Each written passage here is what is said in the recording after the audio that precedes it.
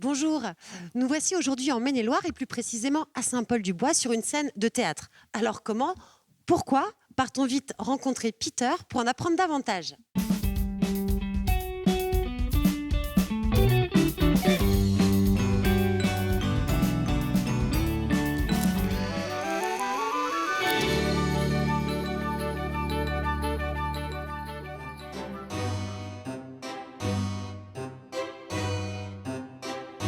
Vitrine du théâtre amateur, le village de Saint-Paul-du-Bois s'est véritablement épanoui autour des arts du spectacle. Tout a commencé vers 1950, au moment où, pour financer les écoles privées en milieu rural, les bonnes volontés s'unirent pour mettre en scène des textes de théâtre.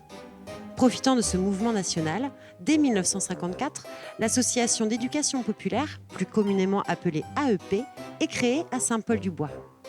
Tout s'enchaîna alors très vite. Construction d'une première salle, puis arrivée de plus de 12 000 costumes et 500 décors au début des années 60. En 1966, l'association est prête à ouvrir sa location de costumes et de décors de théâtre. Toutes les troupes du Grand Ouest affluèrent alors vers ce petit village des Mauges pour y chercher tous les artifices indispensables à leur spectacle. Saint-Paul-du-Bois conserve un patrimoine unique, un patrimoine des arts et du spectacle, un bien préservé et valorisé par son AEP. Après 66 ans d'existence, comment se renouveler, comment enrichir ses collections et comment transmettre toutes les valeurs du théâtre amateur.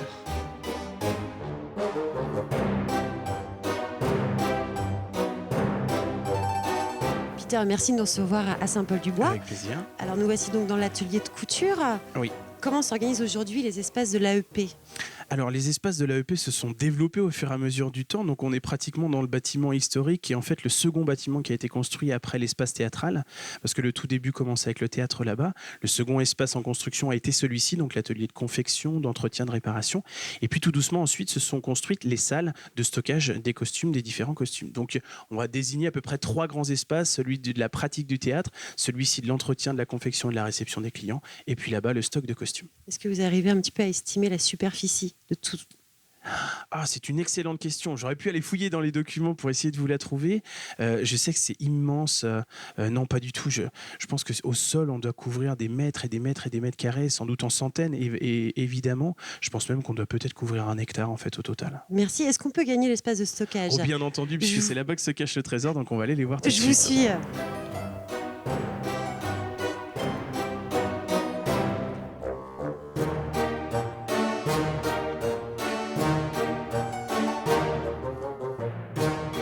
Nous voici donc dans l'espace de stockage, comme nous en parlions tout à l'heure.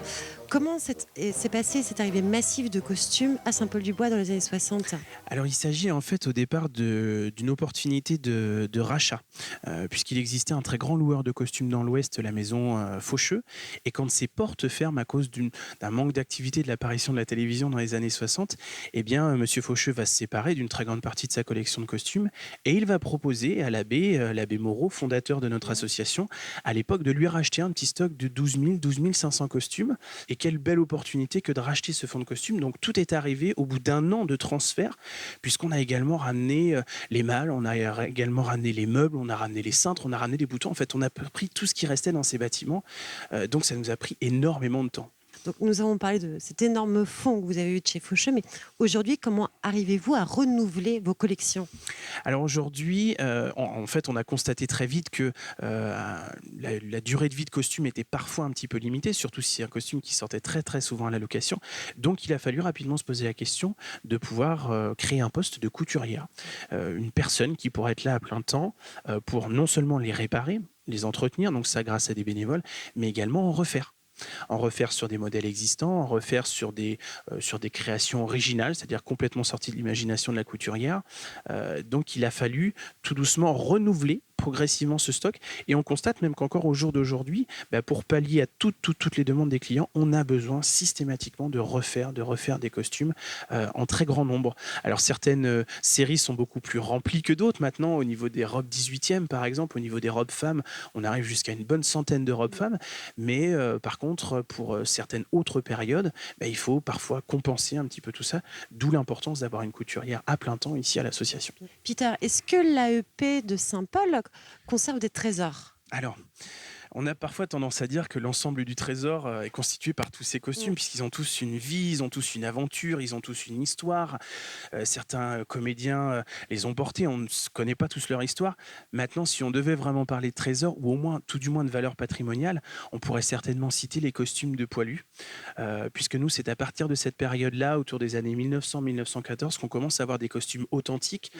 Donc non seulement ceux-là ont participé à des spectacles, à des œuvres culturelles, mais également ils ont endossé une valeur incroyable sur les épaules. On a des costumes de poilus, nous, qui nous ont été donnés, qui sont arrivés ici tachés de terre et de sang.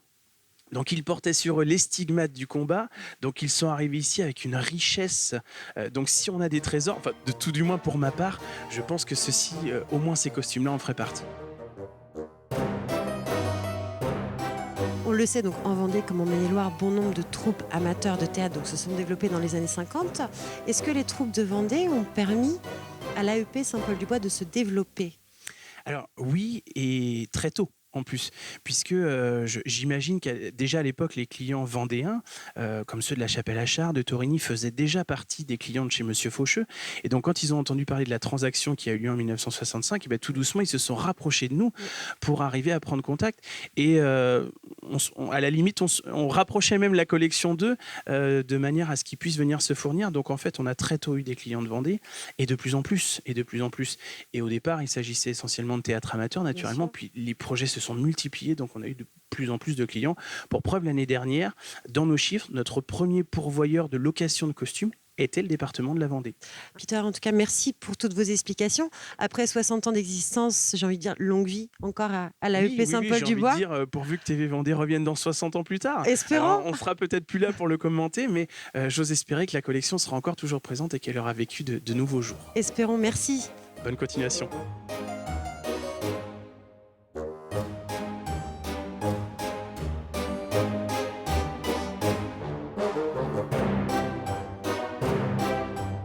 À partir des années 2000, l'AEP Saint-Paul-du-Bois s'est adaptée pour offrir de nouveaux services au public.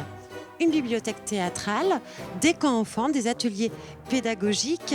Ici, le théâtre amateur se décline sous toutes ses formes.